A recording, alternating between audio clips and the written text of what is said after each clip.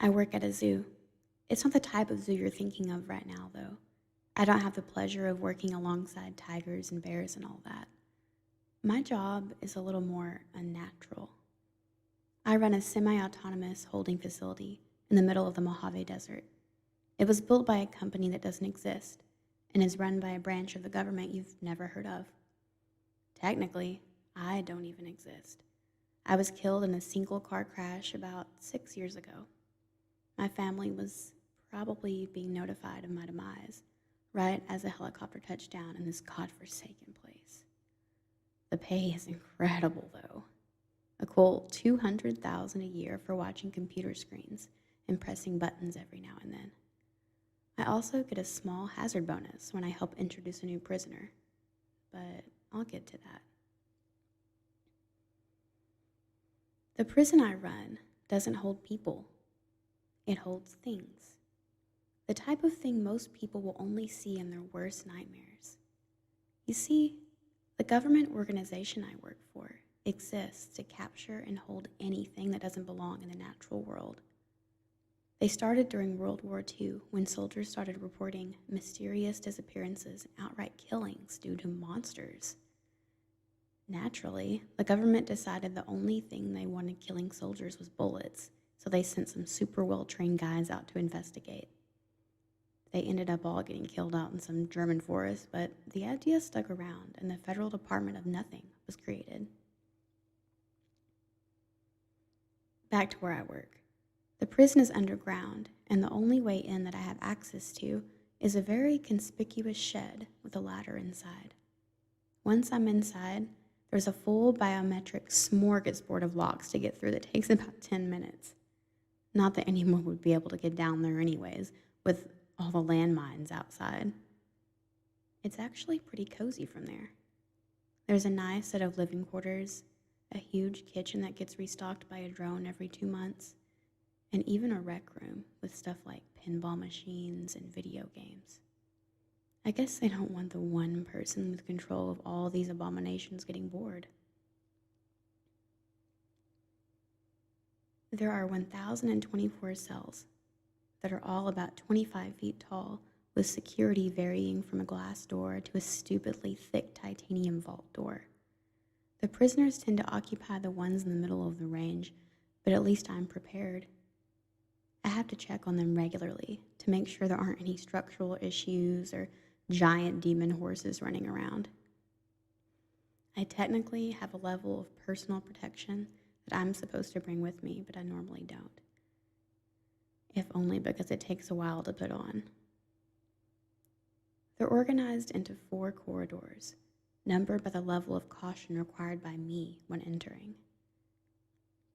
Number 1 has creatures that are pretty much harmless. They might bite or scratch, but they aren't objectively dangerous. Number 2 has creatures that are kind of dangerous. They could kill me if I let them, but I could probably fight any of them off easily. I still bring a pistol just in case.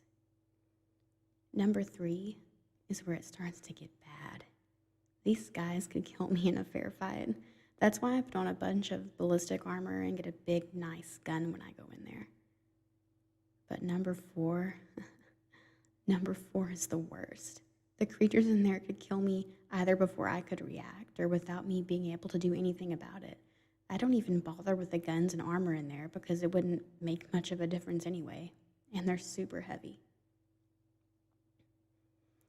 The monsters are actually kind of fun to talk about. There's a lot of them, so they can't all get a mention, but the ones I will talk about are the real doozies anyway. They normally arrive in an unmanned cargo helicopter, and I have to open the cargo hatch and the roof of the corridor. Instead of building 4 doors above ground, I guess they decided it would be easier for me to forklift everything around. From there, the documents attached to the mess of steel and cement tell me what it is and where it goes. I usually grab the forklift and put them in the closest open slot in their corridor. The transfer process is fairly simple. The cage plugs into the cell like a power socket and secures itself with electromagnets. I wish there was some big dramatic lever on the back that would open the door and release the beast, but it's just an inconspicuous little button. The door opens and the creature is forced into the cage somehow. I guess I've never actually seen the inside of one of them. Then I reset the doors, unplug the cage, and send it back up to the helicopter. I get an extra $50,000 every time I do this, but the only real risk is if I screw something up or decide I want to get up and close and personal with a Wendigo. All right, the prisoners. Most of the scary ones are in Block 4 because they're not scary for nothing. I think the worst thing we have here is a skinwalker. A bunch of high school kids got slaughtered at some camp, slasher style, a couple years ago. The guys that went out there and brought Skinny back. I just call him Skinny since it's shorter and is actually pretty apt. It just looks like a normal old man most of the time, but occasionally when I check on it, it's something straight from hell. Imagine a creature that looks like a wolf, but there's something off, like the way its snout is constantly shifting in space like a projection, or the unnatural hue of its eyes. It just looks horrifying, and words really don't do it justice. It could easily rip me to shreds, but the scariest part is that it can talk. It talks to me through the camera in its cell. It likes to talk about my wife. Not that I've told anything about her, or anything at all for that matter. Any form of contact between me and a creature is strictly forbidden. There are some good old-fashioned monsters in here, though. There's a werewolf that's actually the same one from that German forest that started all this. It kept roaming around, but got hit by some random artillery and couldn't fight back when the next guys came. They kept it in a big pit over there, but when this place got built, it was the one to pop the champagne.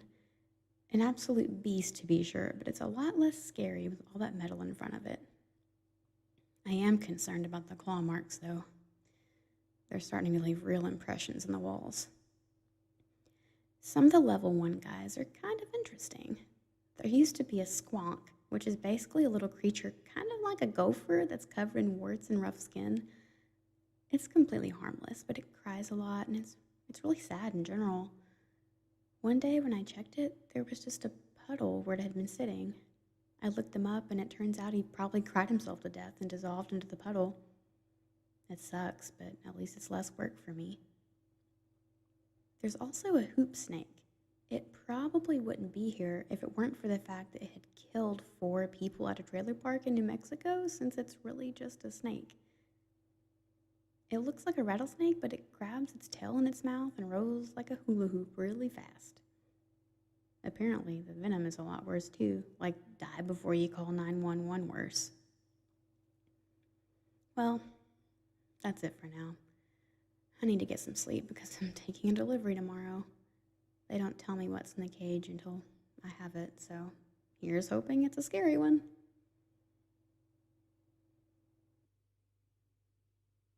This is bad. The monster I took yesterday was another skinwalker. It went in the cell fine, but today it's not there anymore. I don't know what happened. Maybe it tricked me somehow and I don't remember.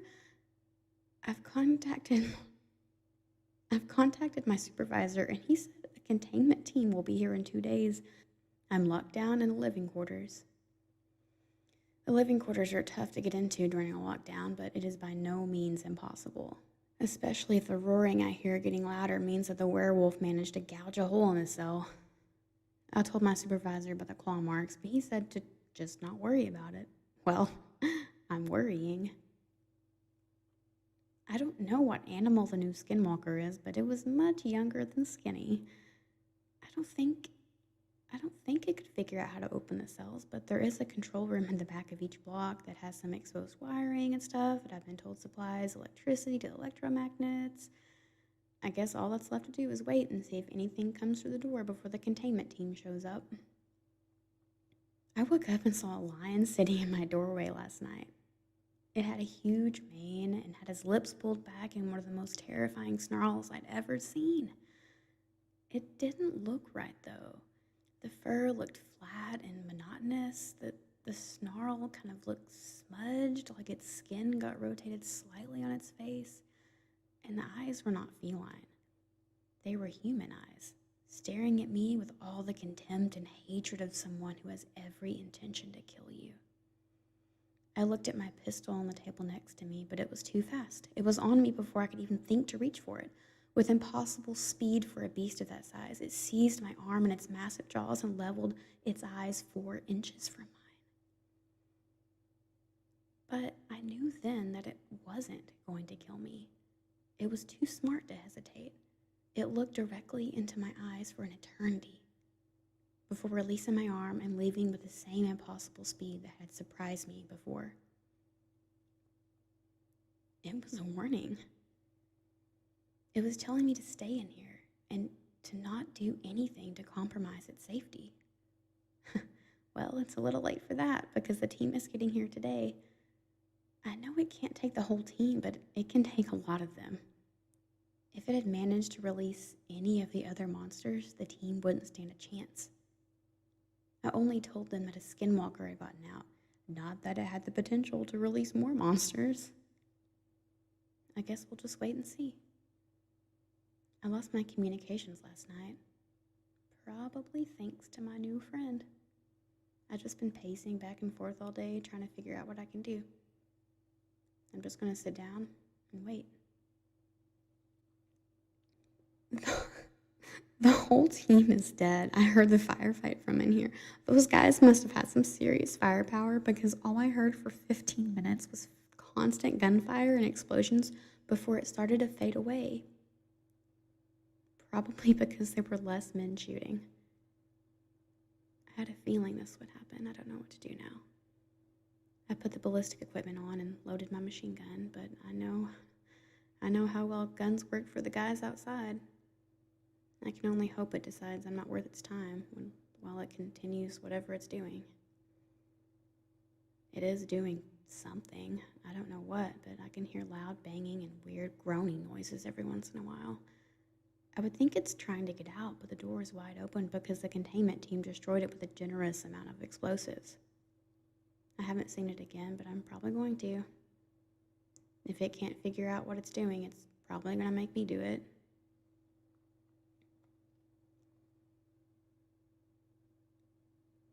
They're both gone. Skinny and the new Skinwalker, Apparently it was all a big plan to break out of the prison. The young Skinwalker got captured on purpose and somehow convinced me to just let it out. It probably used that stupid magic that got it this way in the first place. After the containment team got wiped out, it wandered around looking for a way to open the door. It came back for me. It dragged me over to the front of Skinny's cell and said one word in a voice so lacking in human inflection or emotion, it still sends shivers down my spine, even writing this now. Open. That's when I figured all of this out. I looked at the control room at the back and said to try cutting the cables in there. Before I could say to only cut the cables that go to this cell, it ran down the corridor with its ridiculous speed and sliced every wire clean in half with a single smooth motion of its paw. I would say all hell broke loose, but that's a bit of an understatement. The Skinwalker was the first to realize what had happened and was back at the cell before I could even blink. Then the room came to life. Every creature in here rushed towards the gate connecting to the main corridor. As they ran, they were biting, kicking, and scratching at each other mercilessly. By the time the mass of death and fury neared the gate, several of them were bleeding to death or already dead on the ground. The only two to reach the gate were the werewolf and the chupacabra. Chupacabras aren't really what people think they are. All the stories describe them as a wild dog that just likes blood. In reality, they're more like a coyote with 8 long spider legs. They have razor-sharp claws at the end, and they're almost as fast as the Skinwalker was. They don't like blood. They need it. The two abominations reached the gate and turned to face each other.